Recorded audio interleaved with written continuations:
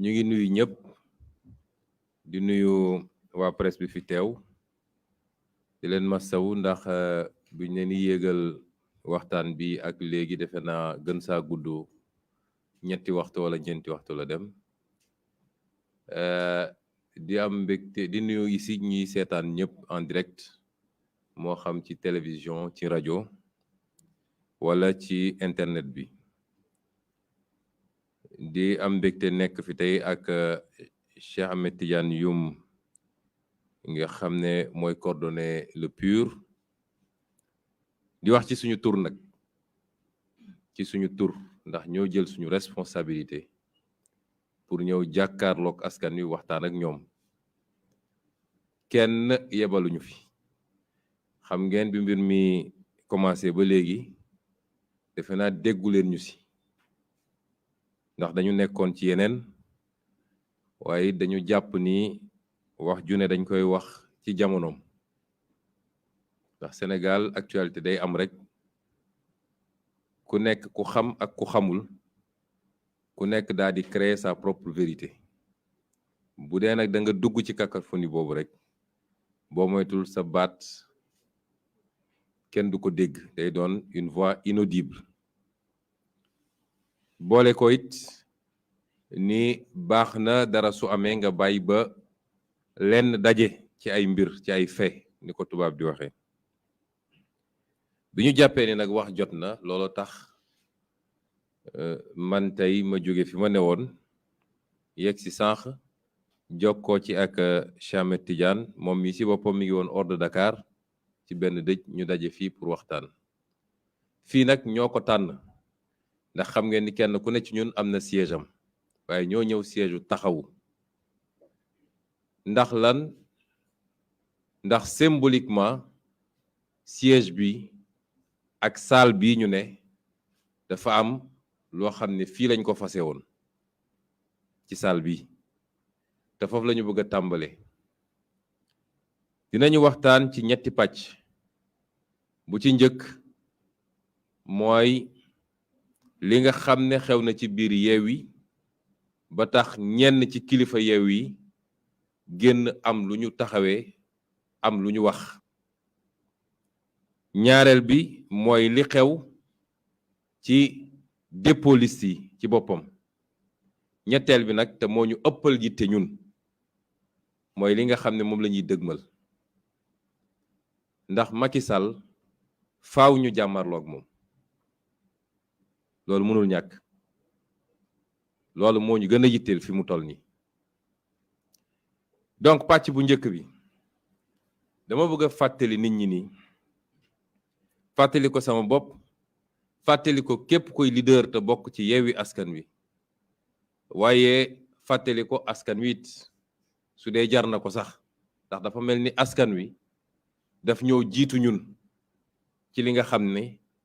mooy mbébét ak projet Yewwi Askan Wi waaye damay fàttali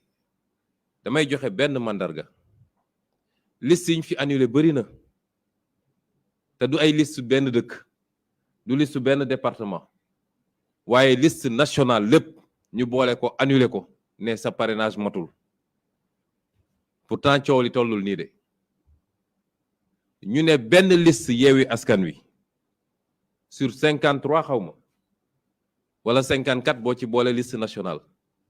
donte liste bu am solo la ndax mooy listu Ndakaaru waaye dañu ne benn liste Yewwi Askan Wi la Macky bu bëgg a naxasaayal coow li ne gàññ loolu day firnde benn mbir mooy fi Yewwi Askan Wi tollu réew mi yaakaar bi askan wi am ci Yewwi Askan Wi yaakaar googu nag ku woote boppam leader te nekk ci Yewwi Askan Wi waroo ko fàtte parce que dafa mel ni bu boobaa xamoo lan moo ñu tax a jóg dama koy wax ci sama bopp wax ko ci képp kuy leader Yewwi Askan Wi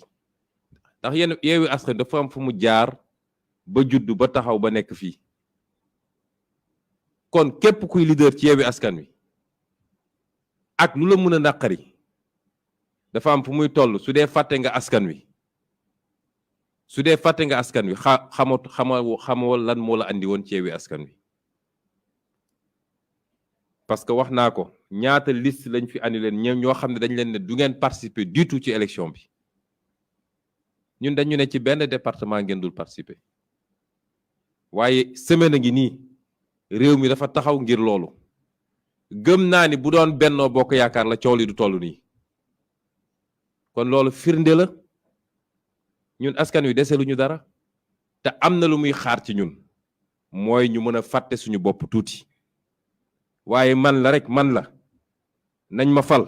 su dul man réew mi defe naa woykat bi loolu la waxoon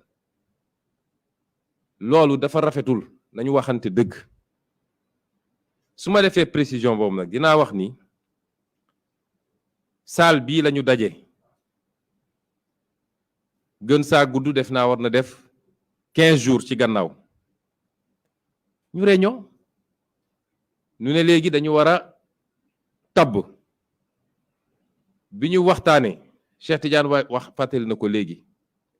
dañu ne woon nañu fexe ba 70% des leaders nañu dem ci département yi parce que élection bi ci département yi la du ci liste nationale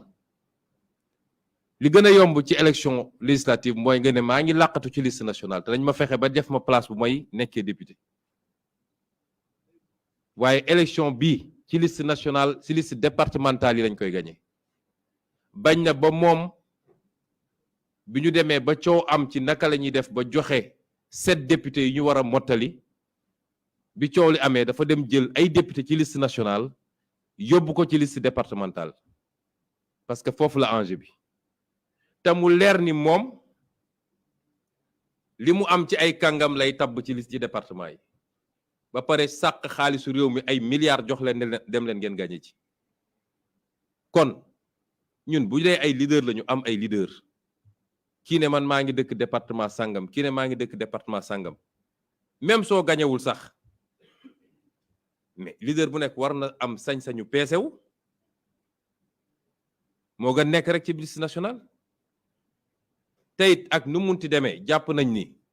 leader bu peesewu ci département am li mu mun a am foofu amaana koo xam ne amul carrière leader mënu ko fa am ñu ne kon nañu am tey ci élection locale yi passé am na leader yu jël seen challenge dem seen département gagné ko dem seen commune gagné ko ñu ne kon na am ay leader yu dem ci liste nationale liste départementale biñ ñëwee fii ci salle bi leader yépp ne liste nationale laa bëgg a ne ba mu des ñett wala ñeent defe naa jante la ak Abdou Karim Fall Babacar Diop defe naa ak est-ce que du Maître Moussa Diop wóoruma en tout cas amoon na ñeent nu mu tuuti yu ne moom ñoom dinañ dem seen département ñeneen ñëpp ne liste nationale ci loo xam ne 30 leaders la pour 53 postes ci liste nationale bi bu dee 25 góor lañu boo dugalee parité ñoom rek ma léegi 50 dem na te ñëpp xam nañu liste nationale nag kenn mënu fa am 50 du Benno du Yewwi du kenn ku mën a am 50 ci liste nationale à moins que nga gagné à 90%. gisuma ko mën a am loolu ñu wër gisuñu solution mu am ku def proposition su ma juumul doyen Habib Sy la ne lii mun nañ fi fanaan duñu am solution te ñetti fan moo ñu dese pour dépôt liste yi maa ngi proposé comme Khalifa Ababacar Sall du candidat te mooy président conférence des leaders nañ ko bàyyi mu dem daal di def les investitures te ñu wóolu ko mu am MRDS bokkum ne man d'accord naa partiellement d'accord naa ñu jox ko mu dem préparer liste yi mais su paree daf koy andiwaat fii ñu xool bu ñu d'accordé déposer bu ñu d'accordul ba kii discuter Khalifa Sall ne leen confiance day mat wala du mat su ngeen ma joxe da ngeen may bàyyi ma dem def liste yi déposer waaye su dee ngeen ma war a delloo si fii ma bàyyi leen ak liste yi ngeen def ko ñu def tour de table mujj gi ñëpp dëppoo ni jox nañ ko pour mu defi liste yi réserve bi ñu lever ko mu ne la nag su ma koy def dinaa consulter ñenn ci leader yi loolu moo fi amoon fii kon nit buñ ko waxee loolu mu dem defar liste déposer liste ba génn méngoowul ak yaakaaru kenn ku ne parce que nag ala kulli xaal munoo fi woon fexe ba def liste bu kontaanloo ñëpp munul ne te loolu ñëpp xaaral ba investiture yi génn ci ñeneen xam nga ñëpp a ngi nëbb seen investiture man de fi ma toog nii gisaguma suñuy liste départementale defe naa Cheikh Tidiane gisagu ko liste nationale bi ko gars yi fuiteloo mu génn ci laa woo Déthié Fall ne ko je veux voir la liste nationale ba xam ndax lii ma gis nii ak li ñu jàllale ci biti benn bi la gisaguma liste départementale waaye liste yi bu génnee gisuma fan la coow di mucce peut-être ñoo xam ne ñoom amuñu problème mu surcharge dañuy wër sax ay nit ñuy dugal ñooñu duñu am problème boobu mais ku fi am coalition bu mag bu liste yi génnee coow li ne gañ kon loolu dafa ànd ak investiture kenn ku ne am nga lu la neexul ci investiture bi dañ koy wax ndax man mii bokk naa ci ñoo xam ne Khalifa Sall consulté na ma lu bari lu ma ko waxoon lu ñu waxante woon gisuma ko ci liste bi ma jox leen ci ay mandarga waxtaan nañu ma ne ko leader sangam je n'ai rien contre lui au contraire beaucoup d'admiration la am ci moom intellectuellement waaye warul nekk ci liste bi ndax bi ñu demee élection locale dafa ne d'accordul ak ñun parce que investiruñu ko mu génn daal di ngemb dem ci beneen liste kon li Yewwi am tey du ñàkkam mënul dellu suñu dugal ko ci liste bi bàyyi ñi fi newoon di rey seen bopp ñu sànni leen fële ci àll ba kon warul nekk sax ci liste bi ensuite ñi fi nekkoon di sonn parce que tamit dañuy waxante dëgg Cheikh Tidiane wax na ko léegi gis nga investiture lu jafe la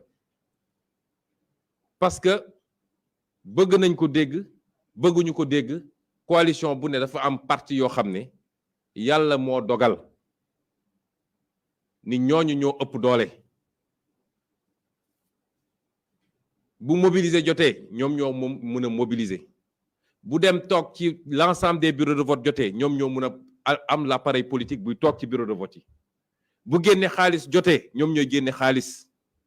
bu campagne jotee ñooy mëne campagne bi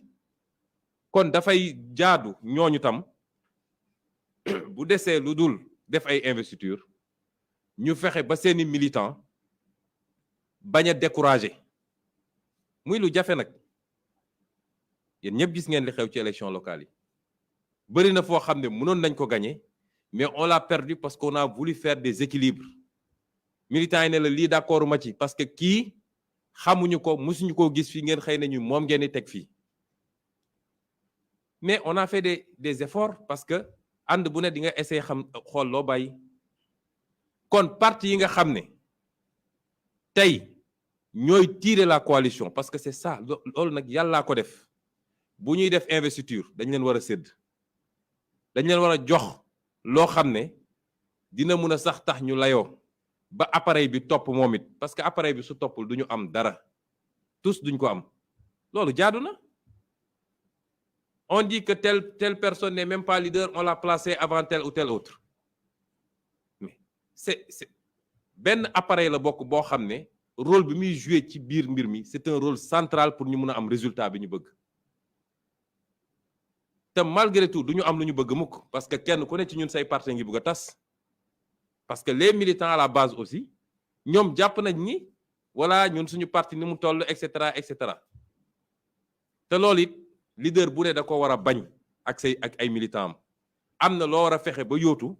c'est normal mais bul nangu mukk say militants bëgg la gëmloon da nga war a jël lépp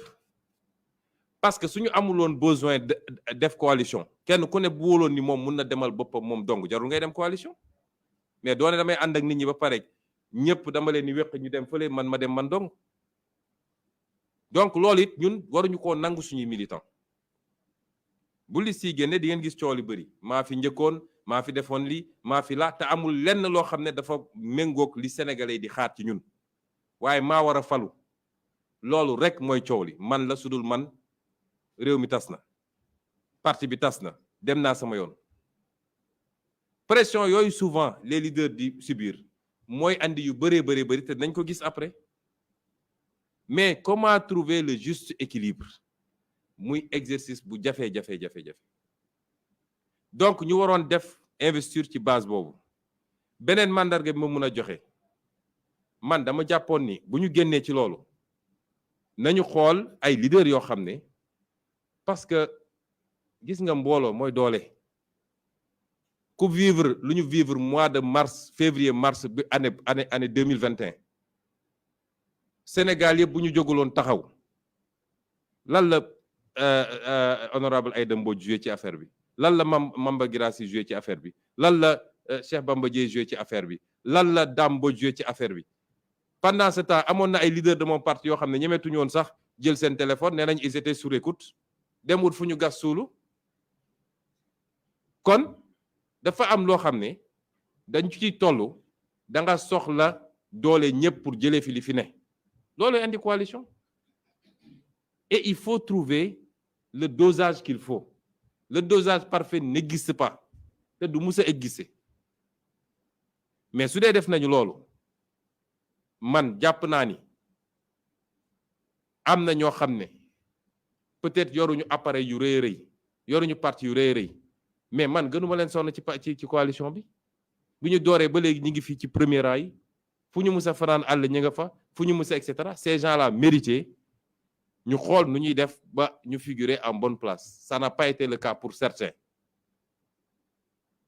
ci ñi ñëw te di bees man jàpp naa ni ku mel ni Dame Mbodj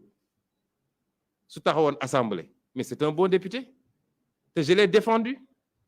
et j'ai été surpris de ne pas le voir sur les listes kon kenn ku ne ci ñun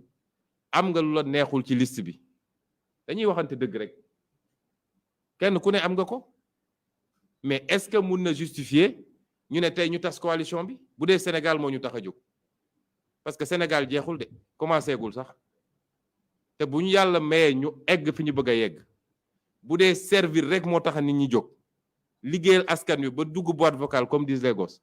mais il y aura de la place pour tout le monde kon bu ñu génnee ci loolu man dama jàpp ni kenn ku nekk ci ñun kuy leader war nga ànd ak tey ak dal d'accord naa nga exprimer sa frustration dégg naa ñu ne Ousmane Sonko dictateur la dafa génne nit ci groupe WhatsApp bi leader bu ne dafa mer amul lu muy def lu dul bind naan l'ancien pensionnaire de Rebeuss voleur de riz et de mil dama lay génne ci groupe bi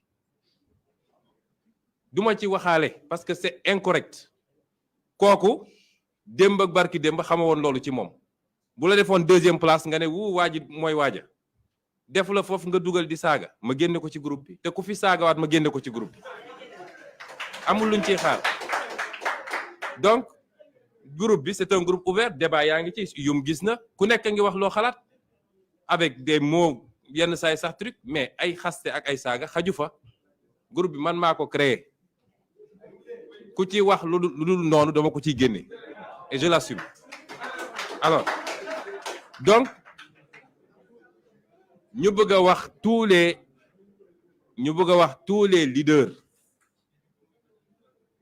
tous les leaders nañu delloo ci seen xel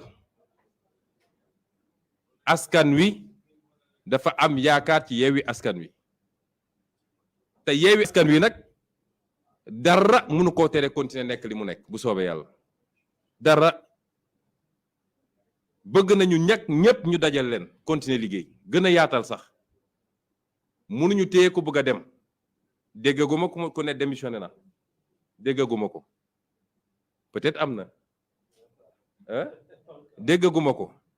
mu des nag naka la ñuy waxee nañ ko teg ci yoon nañu toog ñu waxtaan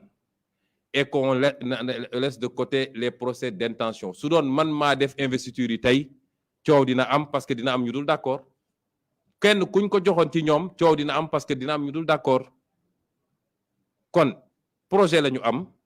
nañu continuer liggéey dans le cadre de ce projet mooy premier bi ma bëggoon wax ñaareel bi mooy li xew keroog ba su dépôt liste yi man j'étais à Ziguinchor Cheikh Ahmed Tidiane mu nga woon foofa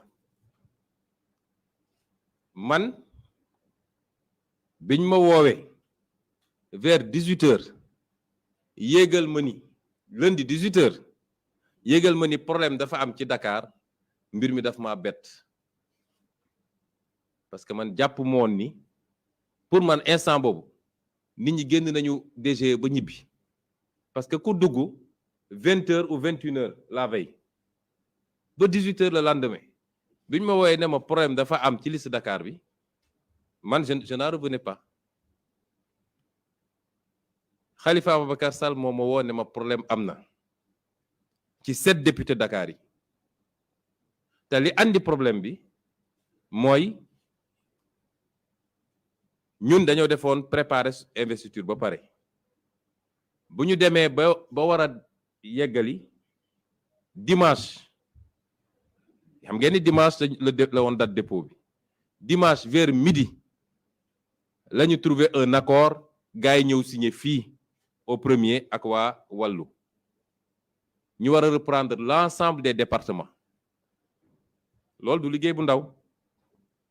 Ndakaaru luñ ci déggoo woon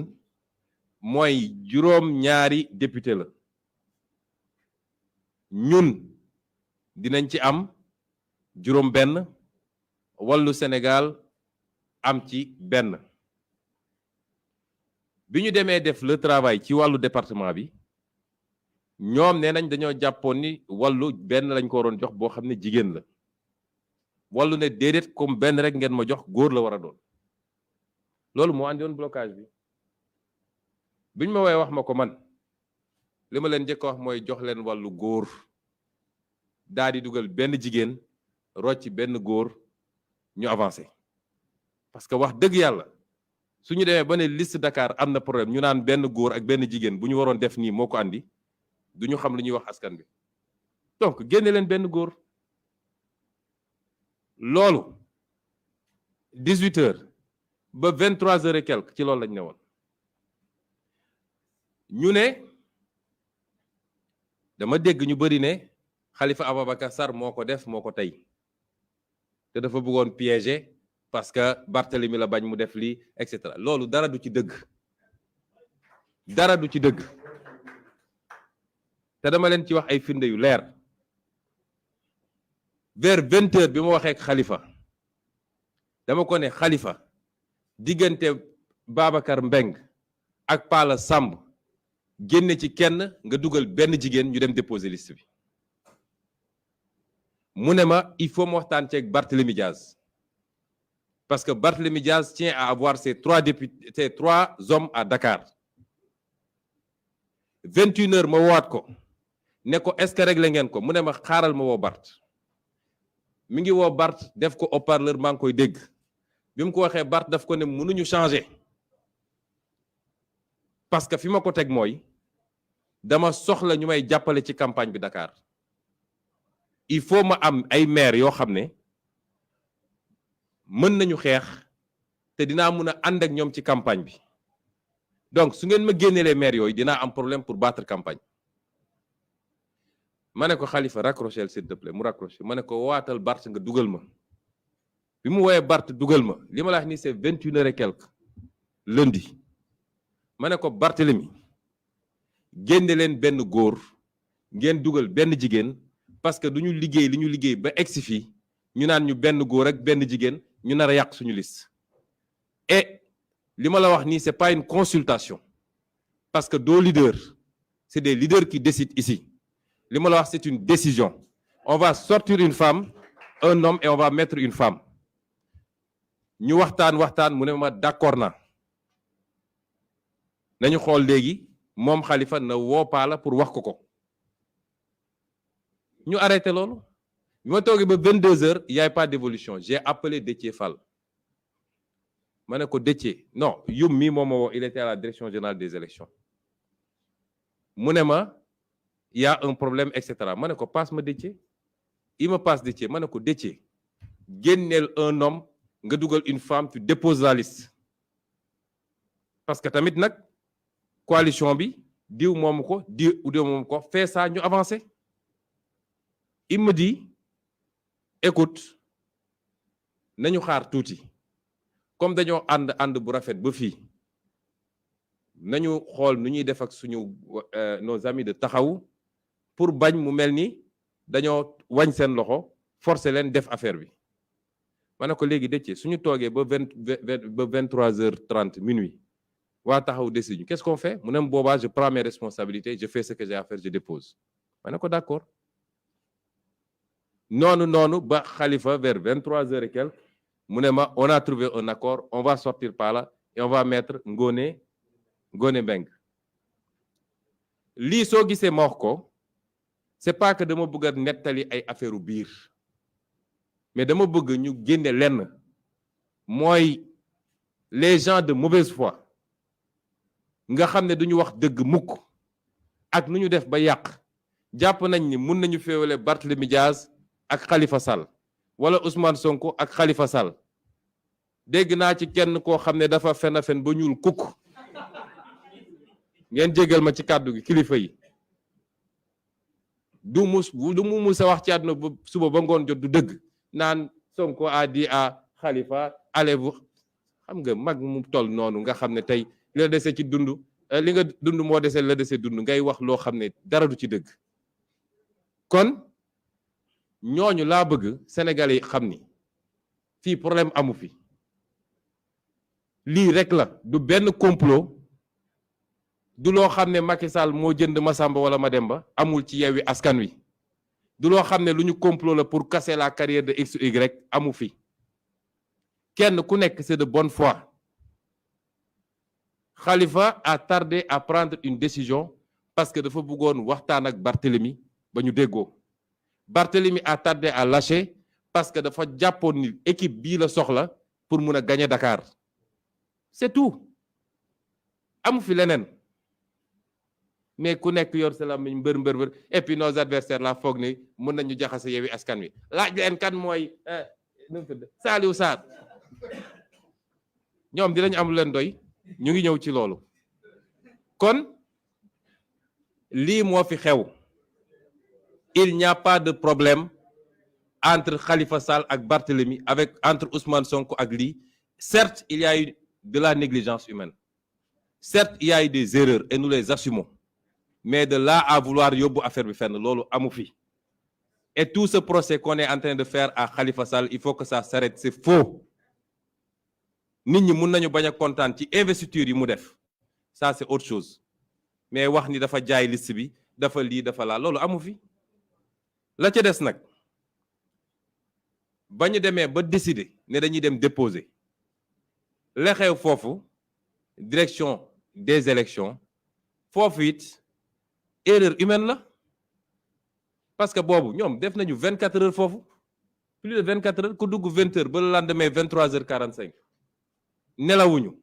lekkuñu lu baax sonn nañu ba pare nag ñëw taxaw ñu ne leen ah lii de lu mën a nekk la kon loolu c'est une erreur humaine Déthié Fall kenn mënu ko remettre en cause en tout cas man il a à 500% ma confiance et mes remerciements parce que nag nit ñi xaaruñu lu dul erreur am ku nekk di wax waaye Déthié Fall moo yoroon suñu investiture élection locale yi souvenez 70 listes yoo xam ne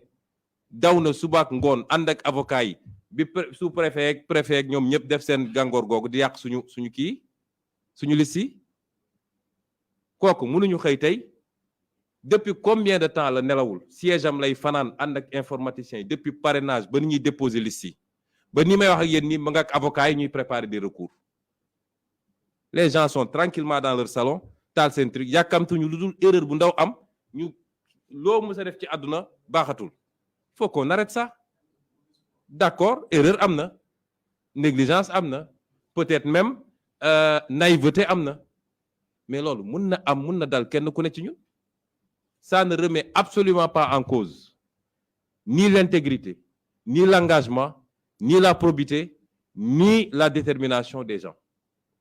et ils ont besoin du soutien de l'ensemble de la coalition et de tous les Sénégalais parce que pièce indispensable lañ ci coalition bi. Je dirais la même chose pour Saliou Sarr et ce qui est déplorable c'est que ñu du génn ku nekk di wax parce que ñun ñëpp demandé woon nañ leen man woo naa Saliou Sarr wax ak moom ba mu ne ma may naa la ko du ma wax le lendemain mu wax on a fait la même chose avec Déthié ça on le déplore mais nit la loolu mun na am. Saliou Sarr il est depuis les locales ba léegi investiture locale yi il a passé au moins une semaine boo xam ne nuit blanche lañ doon def siège ba pour def les investitures ba tey jii je ne remettrai jamais en cause l'intégrité et la probité de ces gens-là mais li am na est-ce pour autant qu'on a perdu notre liste? Absolument pas. Foofu nag laay wax ak sénégalais yi ñun loolu moo ñu intéressé. L'erreur humaine passé na mais qu'on me sorte une seule disposition de la Constitution ou de la loi électorale bu wax ni avant le début des contrôles du contrôle juridique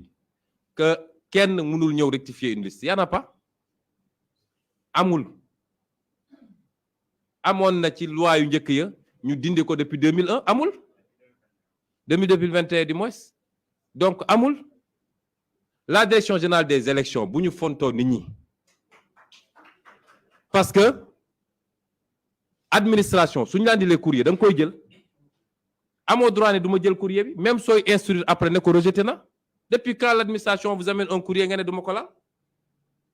l'administration par essence qui est au service du citoyen andi courrier nga ne du ma ko jël est-ce que am nga sañ-sañ tey yow dem trésor wala douane wala impôt douane andi sa benn courrier adressé ko directeur général des douanes ñu ne la duñ ko jël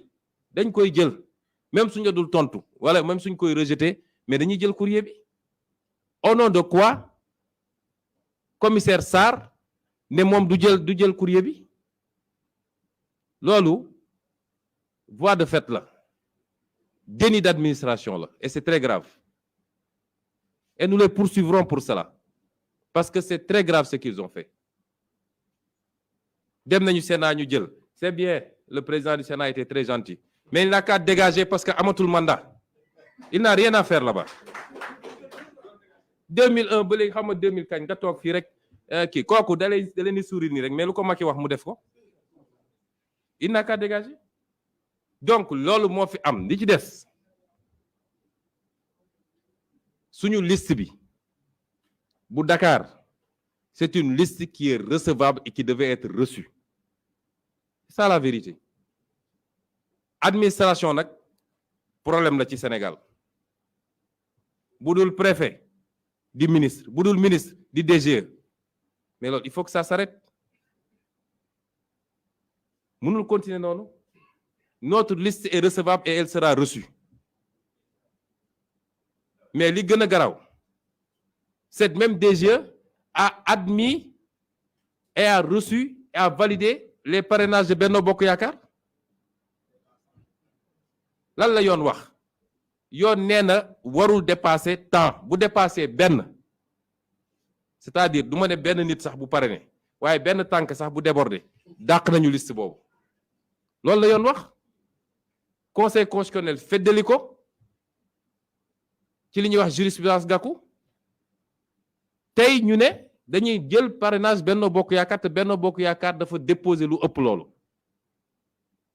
waaye ñii ñun lan moo tax ñu war ñoo yem nag ñun daal ñooy encaisser lu leen neex ñu teg ñu mais ñële lu leen neex ñu def ils acceptent de recevoir ça moo tax ñoom ñi ngi fële ak avocat yi di bind ay recours man gëwuma seen recours yooyu de conseil constitutionnel bi suba nag union des magistrats nañu génn mbër bu ñuy dem di leen noggatu ba di filmer seeni audience seeni audition du ñu génn wax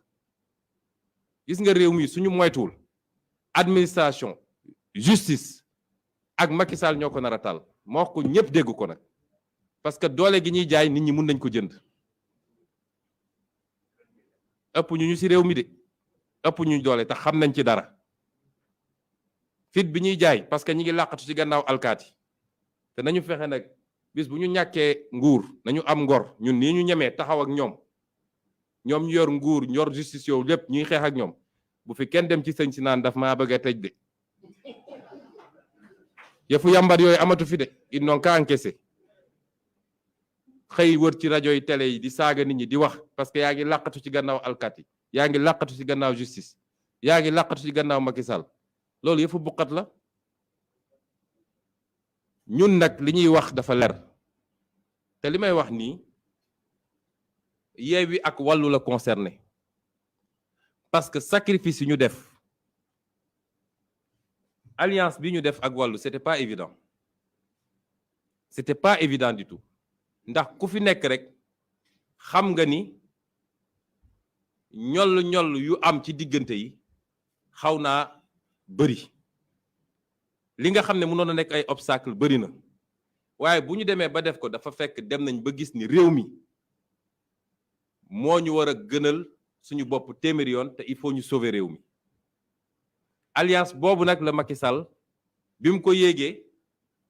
defe naa nelawatul lekkatul alliance boobu la foog ni mun na ko gàkkal mun na ko galgal ci lii mu def nii moo tax dama wax ni Yewwi ak Wallu laa waxal ndax Yewwi ak Wallu bu ñu amee seen fulla Macky Sall xajuñu ci moom Benno Bokk Yaakaar xajuñu ci ñoom ñoo xam ne pour ñu génne ñetti nit fii il faut ñu génne xaalis bu dul jeex ñun bu ñu taxoon fii woote ndaw yëpp génn bokkuñu sàcc xaalis jënd ay militant génne ay kaar bokkul ak koo xam ne tey soo wootee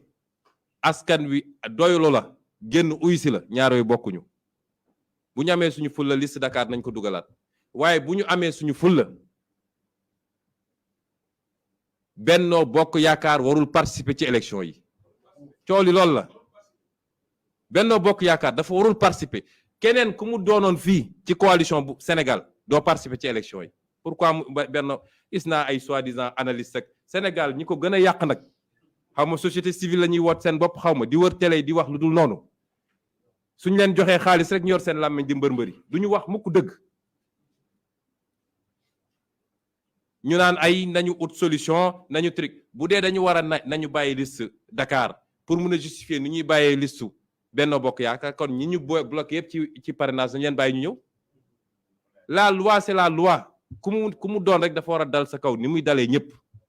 Benno Bokk Yaakaar warul participer ci élection yi su dee nag Sénégalais yi li ñu yaakaar ci ñun ak fi ñu bëgg a jëme ak ñun am na fu mu leen yegg li ma leen wax dafa leer gis nga Macky Sall xamul waxtaan xamul waxaale rapport de force la xamul leneen ñu foog ne lii dina ko arrêté ni mu koy defee la koy defee ba mu jeex joxe na instruction ba conseil constitutionnel nag les soi-disant sages bu ñu jógul jël suñu responsabilité jàmmaarloog moom li muy def dina ko def daa di ëldëp assemblée nationale bi daa di préparer troisième mandat loolu moo fi des moo tax li ma wax wàllu Sénégal Yewwi Askan Wi ak l'ensemble du peuple sénégalais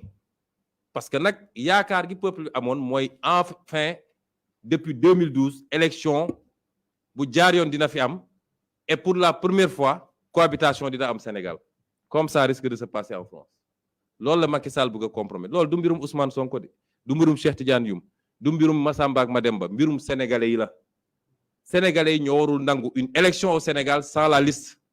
de Yewwi Askan Wi à Dakar foo gagné barki démb avec ñoom ñi ngi am xam nga lan 80 000 voix yow nga am 180 000 voix ñu bëgg la ko foqati tey ci caaxaan loolu ñun ñoo ko warul nangu kon ñu ngi gërëm ñëpp di leen sant di daanele ci apporter mon soutien au footballeur Idrissa Gana Gueye parce que gis nga tubaab yi dañoo foog ni ñun ab mbalit lañu saa suñu jógee ne nos valeurs ñoom rek am valeur ñun amuñu valeur de la ñu xalaatoon bi ñuy ñëw fii di ñu coloniser nañuy ñëw pour civiliser ñu ba léegi ci loolu lañ nekk ñoom ñooy les nations des droits de l'homme ñoom ñoo am ay valeur tey il faut ñu imposer ñu góor jigéen soo demee seen dëkk ne am naa ñaari jabar ñu ne la ci biti ñoom rek am valeur ñun amuñu valeur ba kañ lii mu def nag courage la ñun ñëpp sans distinction de religion ñun ñëpp dañ ko cee war a jàppale ne serait-ce que parce que ñoom suñuy woote droit de l'homme mooy kenn ku ne ñu respecter ses convictions am na sañ-sañ ne lii dëppoowul ak sama conviction du ma ci bokk saagawu leen xuloowul ak ñoom xeexul ak ñoom waaye damay téye sam bopp kon ñu ngi koy féliciter di ko encourager di ko apporter tout notre soutien di jox nit ñëpp nag daje ëllëg au tribunal de Dakar pour le verdict du procès de Barthélémy Diaz, maire de Dakar. Et ma wax nag ni il restera le maire de Dakar s'il plaît à Dieu. Parce que dégg nañu Macky Sall mu naan le maire qui fait pas ça il révoque. Le premier maire de Rewmi qui révoque, il sera révoqué dans les 24 heures. Moom Macky Sall. Parce que moomul nit ñi dañ ko fi bàyyi en sursis. Sursis lañ ko fi bàyyi. Il n'a qu'à révoquer un maire de Yewwi Askan Wi. Loolu lañu bëggoon wax di leen gërëm di leen sant di jéggalu ci guddee bi. Merci.